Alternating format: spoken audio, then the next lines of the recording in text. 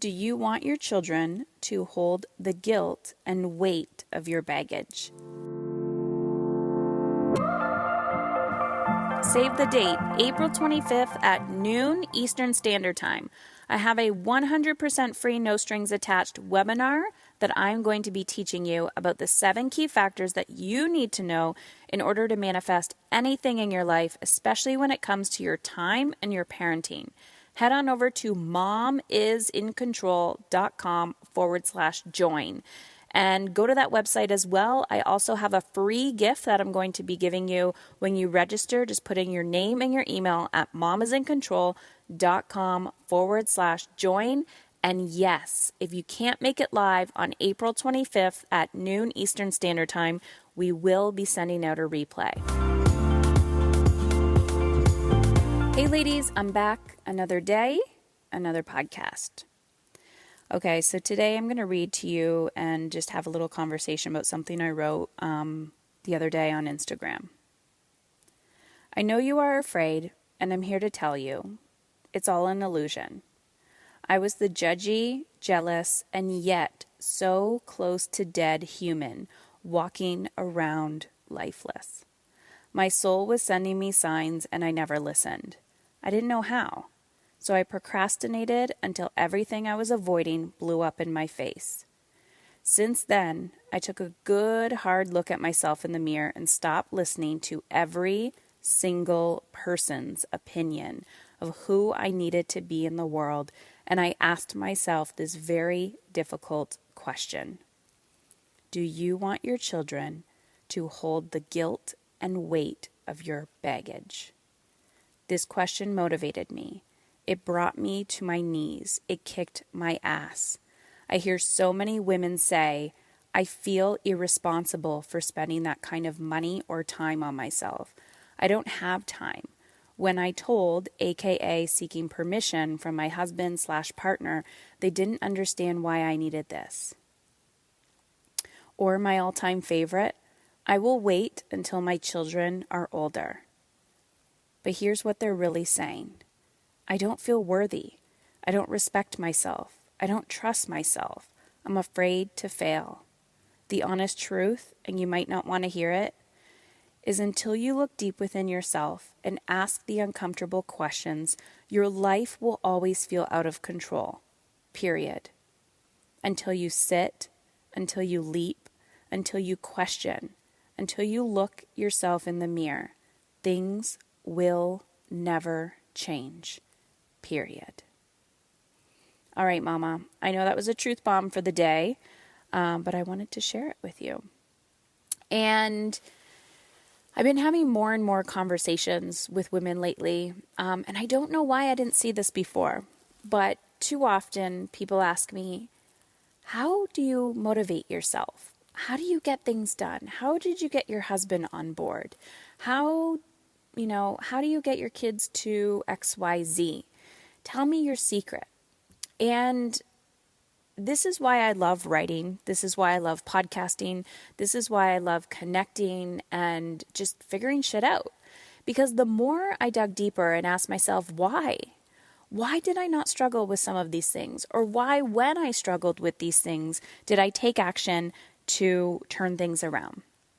And I think the truth is, at the core, all of us, every single human being that you know, even Oprah, every single human being struggles with worthiness. They're challenged at their core with this belief that they are not enough.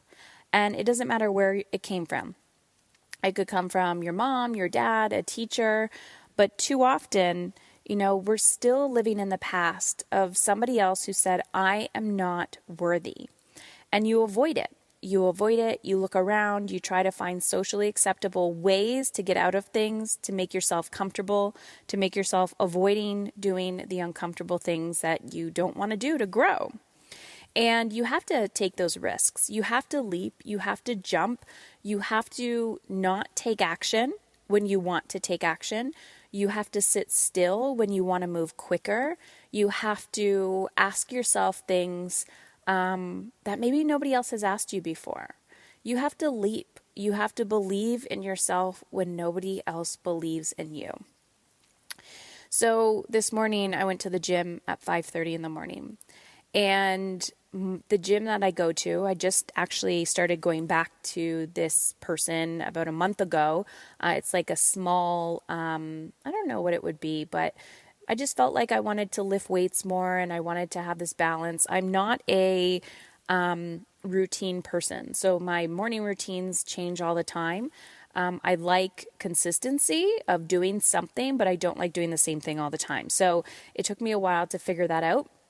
I thought I was just a failure because it didn't look exactly like everybody else's. I teach a lot about the morning routine inside my coaching programs.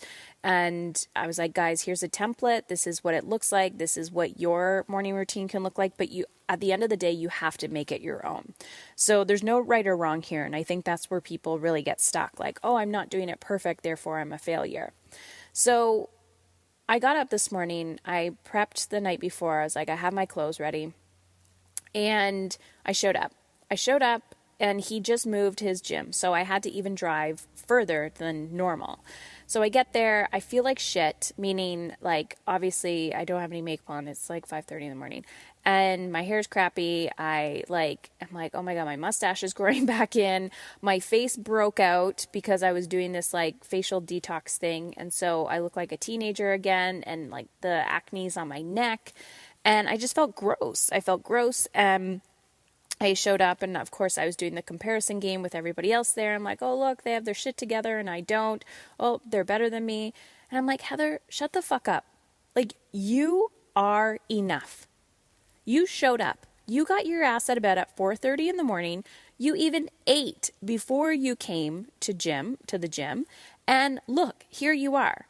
Think about how many people chose to stay in bed today. So I get it. I'm there with you. And we never have to wait until these thoughts or beliefs or stories go away. We have to move through them. We have to look at our resistance every single day and ask ourselves, do I believe that I am worthy of this? Do I believe in myself? Does anyone else believe in me? And if they don't, why is that an issue? It is always fabulous to have cheerleaders around you, but I'm telling you, when I started this process, I was the only person that believed in myself. And I'm not talking about career. I'm literally talking about when I decided that I was going to introduce meditation and mindfulness to our children. People thought I was a quack. People thought I was weird. And I just kept focusing on the future, and I kept focusing on their health and all the choices that I and only me needed to make. And the only person that I needed to believe in the only person I needed to believe in was myself. And because of that, I've discovered that it's all an illusion. I'm not worthy, not trusting yourself, not believing in yourself. It's just fear trying to hold you back.